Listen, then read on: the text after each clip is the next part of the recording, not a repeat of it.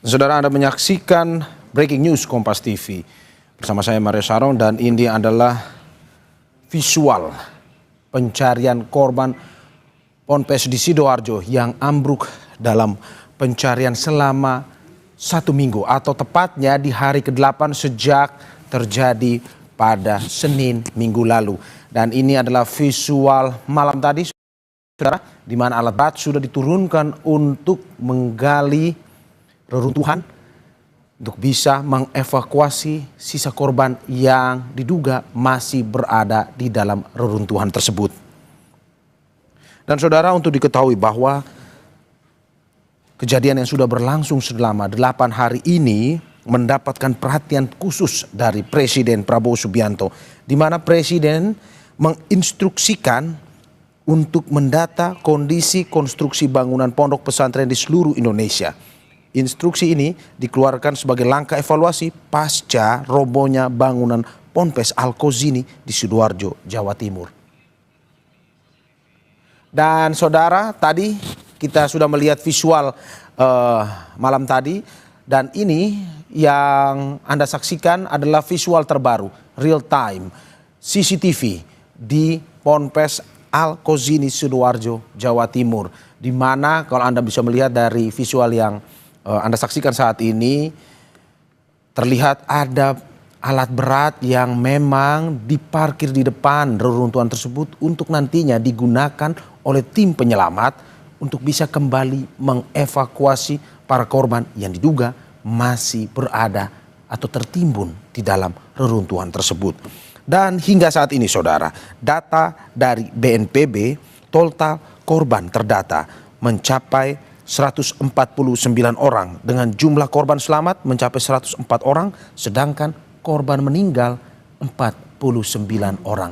Dan data ini terus kita akan update kepada Anda, karena memang hingga saat ini pencarian masih terus dilakukan dan tim penyelamat masih terus mengerahkan segala upaya untuk bisa mengevakuasi para korban. Dan untuk mengetahui perkembangan terkini evakuasi korban Ponpes ambruk, kita sudah terhubung dengan jurnalis Kompas TV. Ada Arif Hidayat dan juru kamera Dika Pratama di TKP Sidoarjo, Jawa Timur. Dan juga ada Alfian Rahman serta juru kamera Cilmi Ardianto Fani di RS Bayangkara, Polda Jatim, Surabaya. Kita ke Arif terlebih dahulu. Arif, selamat pagi. Bagaimana dengan suasana evakuasi korban pagi ini? Apakah betul hari ini adalah hari terakhir setelah sepekan masa pencarian dan evakuasinya, atau bagaimana dari informasi yang Anda dapatkan di lapangan, Arif? Selamat pagi Mario dan saudara, ya benar sekali, di hari ke-8 proses evakuasi puing dan proses pencarian korban akibat runtuhnya bangunan Musala Pondok Pesantren Al-Kozini di Buduran, Kabupaten Sidoarjo, Jawa Timur ini, sejumlah alat berat kembali dikerahkan untuk bekerja selama 24 jam. Sedang berlangsung saat ini di belakang kami melaporkan saat ini adalah konferensi pers di Posko Tanggap Darurat Badan Nasional Penanggulangan Bencana. Beberapa saat yang lalu disampaikan bahwa pada pukul 00 malam nanti ditargetkan seluruh puing bangunan yang masih tersisa 20% di sisi bagian kanan runtuhnya bangunan pesantren Al-Kozini ini ditargetkan akan selesai, ditargetkan akan bersih, sehingga proses pencarian korban yang diduga masih tertimbun ini bisa dilakukan. Data terbaru yang kami dapatkan dari Posko Tanggap Darurat BNPB, jumlah korban meninggal telah mencapai 50 orang dan 13 orang masih dicari. Dalam proses evakuasi ataupun pembersihan puing reruntuhan ini, petugas juga mengerahkan tim ahli serta mengerahkan atau dibantu oleh dari Kementerian Pekerjaan Umum begitu, karena ada beberapa konstruksi yakni jalur beton yang juga terhubung dengan bangunan lainnya yang sebenarnya saat ini kondisi bangunan lainnya ini yang terhubung satu beton ini juga dalam kondisi yang sudah miring begitu Mario. Oke, saya ulangi sekali lagi ya Arif ya. Data terbaru yang Anda dapatkan 50 meninggal dan 13 orang masih dicari. Betul seperti itu? Benar sekali Mario, beberapa saat yang lalu petugas kembali mengevakuasi satu kantong jenazah untuk dikirim ke rumah sakit Bayangkara Polda Jawa Timur. Dengan bertambahnya satu kantong jenazah ini, maka data korban meninggal telah mencapai 50 orang. Sebagaimana data yang dilaporkan oleh pihak pesantren, maka saat ini jumlah korban atau santri yang diduga masih tertimbun reruntuhan bangunan ini telah tersisa 13 orang. Mario. Oke, dari 13 orang tadi kita sudah membahas soal apakah hari ini menjadi hari final dari pencarian tersebut. Jika masih tersisa 13 orang yang diduga masih berada dalam runtuhan tersebut, apakah mungkin ada inisiasi untuk menambah hari atau menambah waktu durasi pencarian ini atau bagaimana, Arif? Mario, tim SAR gabungan menyatakan bahwa sisa material puing bangunan ini sebenarnya sudah tersisa 20% begitu. Akan tetapi untuk mengevakuasi puing bangunan yang tersisa ini petugas mengalami kesulitan karena satu sudut bangunan ini terintegrasi atau tersambung dengan bangunan yang lain. Kemarin Wakil Gubernur Jawa Timur Bapak Emil Dardak menyatakan bahwa proses pencarian ini akan terus dilakukan hingga sampai tuntas begitu. Namun BNPB menargetkan pada malam ini, pada hari ini, pada pukul 00 semua material itu sudah akan dibersihkan dengan mengerahkan seluruh kekuatan potensi yang ada di lokasi kejadian serta seluruh alat berat yang sudah sejak hari kedua di standby-kan di lokasi ini. Dari beberapa penemuan jenazah di 3 hari terakhir, jenazah ini memang terbanyak berada di lantai dasar, begitu Mario. Nah, jika seluruh material ini dibersihkan, maka dimungkinkan jenazah yang tersisa ini dapat segera ditemukan. Mario.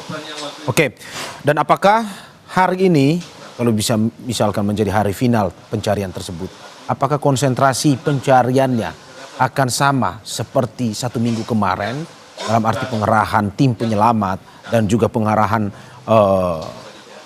tim lain untuk bisa melakukan evakuasi, ataukah dengan sisa 20% yang reruntuhan bangunan tersebut mungkin akan lebih singkat, lebih sederhana karena mengingat sudah tersisa sedikit reruntuhan tersebut, atau bagaimana?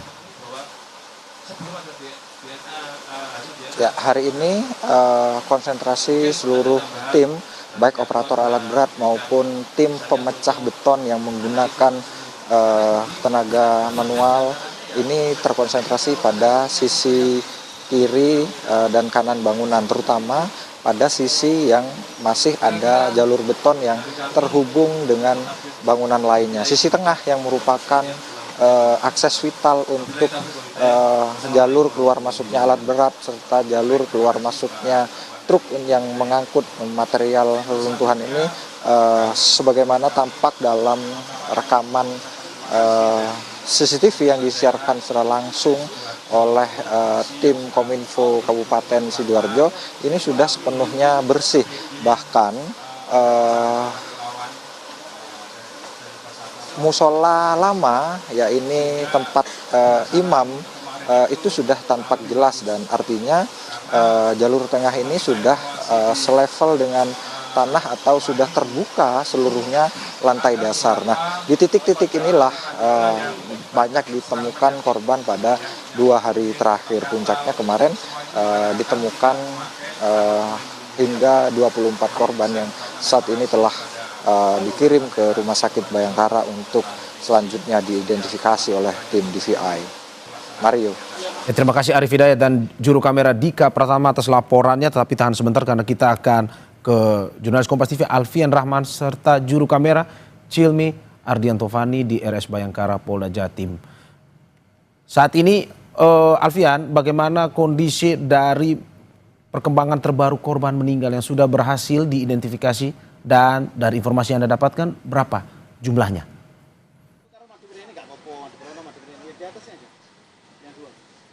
Ya, selamat pagi Mario dan juga saudara. Informasi terakhir yang kami dapatkan hingga sekitar pukul 9 pagi waktu Indonesia bagian Barat, memang masih ada 10 orang yang sudah teridentifikasi begitu terkait jasad ataupun jenazahnya. 5 diantaranya teridentifikasi di beberapa rumah sakit yang ada Sidoarjo sejak hari pertama lalu, seperti di Rumah Sakit Siti Hajar, ada juga Rumah Sakit Notopuro Sidoarjo. Sementara 5 orang jenazah lainnya berhasil teridentifikasi di Rumah Sakit Bayangkara Polda Jawa Timur. Juru kamera saya, Cilmi Arirofani, Mario dan juga saudara akan menunjukkan kepada Anda gimana kondisi terkini di Rumah Sakit Bayangkara Polda Jawa Timur, di mana dari 5 orang yang berhasil diidentifikasi tersebut, 3 berhasil diidentifikasi pada tanggal 4 dan 2 orang lainnya berhasil diidentifikasi pada tanggal 5 Oktober kemarin. Saat ini di tempat identifikasi dari jenazah ini masih ada sekitar 44 jenazah yang belum berhasil diidentifikasi dan masih dalam proses identifikasi lebih lanjut. Di sini juga dijaga ketat baik oleh dari pihak kepolisian maupun dari instansi lainnya untuk mempermudah proses dari kerja tim DVI Polda Jawa Timur dalam proses identifikasi dari korban-korban yang masih ada di Kompartemen Dokpol RS Bayangkara Surabaya. Yang Anda saksikan saat ini adalah gambaran terkini di mana para awak media juga masih mencari informasi lebih lanjut terkait kemungkinan adanya tambahan dari jenazah atau korban yang dibawa ke Rumah Sakit Bayangkara. Untuk 2 jenazah yang berhasil diidentifikasi pada minggu petang, Mario dan juga saudara, ini kami dapat informasikan bahwa 1 berasal dari Kabupaten Bangkalan dan 1 berasal dari kota Surabaya. Dan kedua jenazah juga sudah dipulangkan oleh tim DVI Polda Jawa Timur, diserah terimakan kepada pihak keluarga dan akan dikebumikan di alamat masing-masing. Hingga saat ini di Polda Jawa Timur sendiri, tepatnya di Divisi DVI Polda Jawa Timur, masih terus mengidentifikasi 44 kantong jenazah yang datang. Belum ada penambahan kantong jenazah maksud kami yang datang ke Rumah Sakit Bayangkara.